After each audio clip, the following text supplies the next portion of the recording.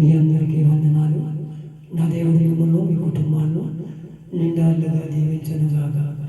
ఈరోజంతా కూడా సేవకుల మీటింగ్ చూసుకొని మళ్ళీ మీతో కలుసుకోవడానికి ఆరోగ్యం అనుకూలించకపోయినా సేవకుల మీటింగ్కి వెళ్ళి మళ్ళీ మీతో కొన్ని మాటలు పంచుకోవడానికి ఆయన ఉచితమైన కృపను బట్టి నేను ఎంతైనా రుణస్తుని. మనం ఈరోజు దేవుని ఎదుట మనం బాధ్యతగా ఉంటున్నామా? మనకు మనమే గొప్పలు చెప్పుకుంటున్నామా? మన కుటుంబం ఎదుట మన పిల్లల ఎదుట ఎంత బాధ్యతగా ఉంటున్నామో అనే దాని గురించి కొన్ని లేఖనాల ద్వారా తెలుసుకుందాం. అందరం కూడా బైబిల్ తీసి చదవడానికి ఇష్టపడండి. దీనుటి వల్ల శ్వాసం కలుగును, చదువుట వల్ల జ్ఞానం కలుగును. అలాంటి శ్రీ నీకు నాకు కలగాలని దేవుడు కోరుకుంటున్నాడు. అలాంటి అనుభవంలో నడవాలి. ఆదికాండము 4వ అధ్యాయము 9వ వచనాన్ని నేను చదువుతున్నాను. ఆదికాండము 4వ అధ్యాయము 9వ వచనం.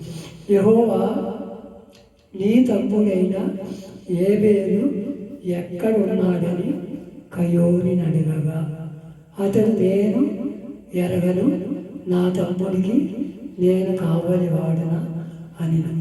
అప్పుడు ఆయన నువ్వు చేసిన పని ఏమిటి?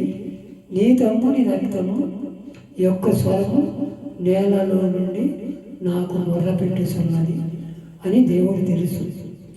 ఇది కయ్యోను ఏబేలు సందేశాలు తెలుసు. తెలియక ఉంటుందా? అన్నీ తెలుసు, చూస్తాం. ఇప్పుడు చూసి మన కుటుంబాల మీద మన జీవితాల మీద కొన్ని చూపిస్తూ ఉంటాడు. అంతా బాగానే ఉందిలే, మనం ఎవరు మోసం చేసినా మనం పచ్చగా ఉందాంలే అనే ఆలోచనలు చేస్తున్నాను. ఈరోజు నాకు నేనుగా పైకి వచ్చేయాలి, నా అన్నదమ్ములైతే ఏమైపోతే బాగా, నా అక్క చెల్లెలు ఏమైపోయినా బాగా, నేను పైకి వచ్చేయాలి అదే ఆలోచనలో ఉంటున్నారు. కానీ ఒక కుటుంబం ఉంది మనకి, ఆ కుటుంబంతో కలిసి జీవిద్దామనే ఆలోచన ఎవరో చేయట్లేదు ఈరోజు. అలాంటి స్థితిలో ఉండకూడదు. దేవుని పిల్లలంటే ఎవరు? ఆయన రక్త సంబంధికులు, ఆయన రక్తంలో కడగబడిన వారు. అందరూ కూడా ఏమంటున్నాడు? నేను కావాలి వాడు, అతను కాపలాదారు. ఏది చంపేసుకోడు, అతన్ని మీదపడి చంపేసి ఆ నెత్తురు నేలలో మొరపెడుతున్నట. యెహోవాకి మొరపెట్టినప్పుడు ఆయన వచ్చి అడుగుతున్నాడు, ఏబేలు కయ్యోని నిన్ను చంపేశాడని నాకు తెలుసు, అయినా నేను అతను అడుగుతానని అడిగాడు. అడిగితే నేను కావాలవాడమని అబద్ధం ఆడుతున్నాడు. మనం కూడా అలాంటి స్థితిలో ఉన్నాం. అన్నీ తెలుస్తున్నాయి, అన్నీ బాగానే ఉంటున్నాయి. ఒకరికొకరు సంబంధం లేకుండా తిరుగుతున్నాం. ఒకరికొకరు నేను గొప్ప అంటే నేను గొప్ప అని, నేను బుద్ధిమంతుడు అంటే నేను బుద్ధిమంతుడని చెప్పుకుంటున్నాను. అది తప్పు ఏమంటున్నా? ఎవరి బుద్ధాలకి ఏముంటుంది, ఎవరి గుణం వాళ్ళకి ఏముంటుంది, ఎవరి నీతి అని ఉంటుంది. అది దేవుని ఎదుట మనం ఎలా నడుస్తుంది? మన స్వశక్తితో నడుస్తున్నామా? మనకి ఏదైనా ఆపద వస్తేనో ఏదైనా ఇరుకొస్తేనో దేవునికి మొరపెడుతున్నామే తప్ప దేవునిగా చూడట్లా. ఎవరిని ముచ్చుదామా, ఎవరి మీద పగబెట్టుకున్నామా, ఎవరిని టార్గెట్ చేద్దామా ఆలోచన ఈ రోజుల్లో అన్నీ కూడా అలాగే ఉంటాయి. అందుకే ఏ రాజ్యాల మీద రాజ్యాలు యుద్ధాలు జరుగుతున్నాయి, దేశాలు చిన్నాభిన్నమైపోతున్నాయి. అలాగే ప్రతి విషయంలో కూడా దేశం నాశనం అయిపోవడానికి సిద్ధంగా ఉంది. ఆ రోజున కూడా ఆయన ఇశ్రాయేలు ప్రజలు చాలామందిని అలా చేశాడు. ఆయన మాట అన్న వారందరినీ ఇదని వారందరినీ కూడా తీసివేశాడు.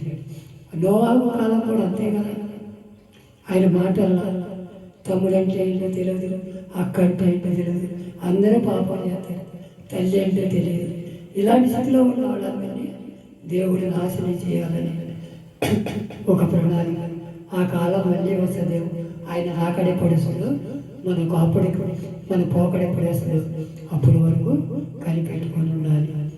తర్వాత అంటున్నాడు 10వ వచనం,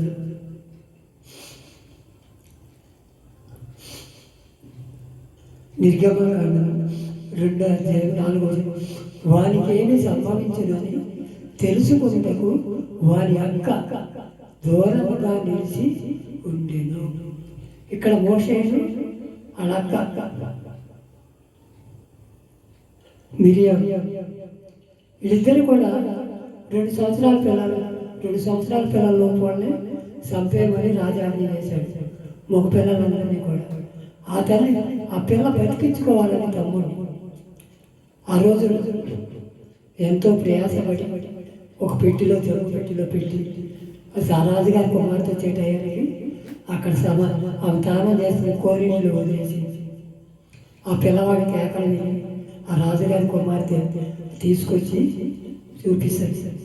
అదే ఒక అక్కకి, తమ్ముడికి, ఒక అన్నకి, ఒక చెల్లెలికి ఉండే ప్రేమానుబంధాలు అయ్యి మనం పోతా ఏం గట్టికెళ్ళం, వస్తా ఏమీ తీసుకురాల.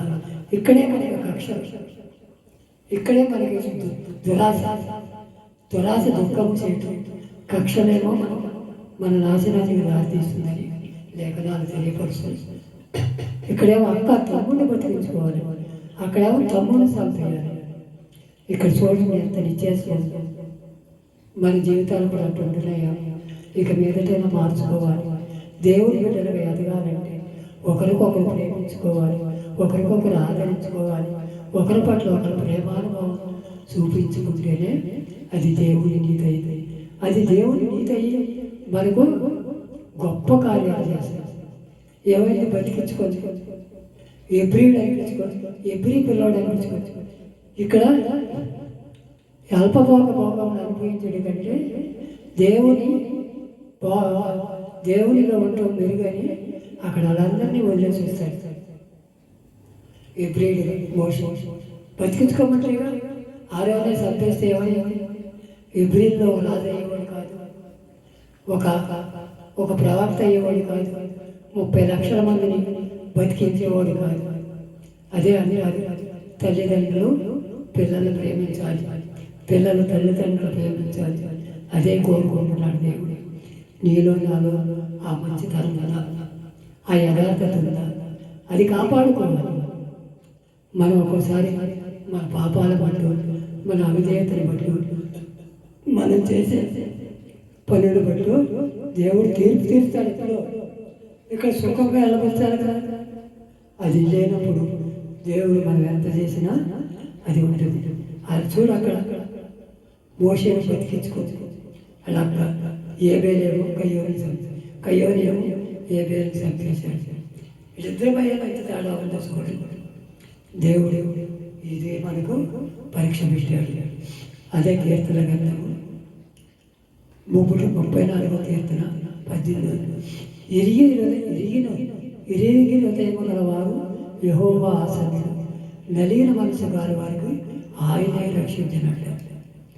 దేవుడు ఎవరైతే నలిగిన హృదయంతో ఉంటాం, ఎవరన్నా బాధలో ఉన్నాం, ఏదైనా ఇరుకుల్లో ఉన్నాం, ఏదైనా రోగాలతో ఉన్నాం, ఏదైనా సమస్తము ఆయన ఎదురు పెట్టి, అయ్యా నీవే నాకు దిక్కయ్యా, నీ చిత్తంలో నేను నడుస్తానయ్యా, నీ కృప నా మీద ఉండాలయ్యా, నీ కృప లేకుండా నేను బతకలేనయ్యా అని మనం ఒక తీర్మానం చేసుకొని దావీదు ఏమంటున్నాడు? అయ్యా నా కుటుంబం నిత్యం నీ సన్నిధిలో కనపడాలయ్యా, నీ సన్నిధి నుంచి నా కుటుంబాన్ని తోసివేయాలి. రాజయ్యని కూడా బతికినాడు. మనం కలిగినాకు కొద్దిగా రోగం తగ్గినాకు, కొద్ది బాధలన్నీ పోయినవాడు దేవుడు ఏంటో లెక్కలేనితనంగా ఉంటాము. అలాంటి స్థితిలో ఉండకూడదని ఆయన మాత్రం ఇరిగిన హృదయ వారిని ఆయనే రక్షిస్తాడు, ఆయనే కాపాడుతాడు. అలాంటి జయంతో మనం అనుగ్రహించి దేవుని దీవెనలు పొందుకుందాం. ఇటు స్థితి మనందరికీ కలగాలని దేవునికి మరొకసారి కృతజ్ఞత తెలియజేస్తూ యేసుక్రీస్తు నామమున ప్రార్థించి వెళ్ళనించి వేడుకొలుచుకున్నాము. ఆమేన్.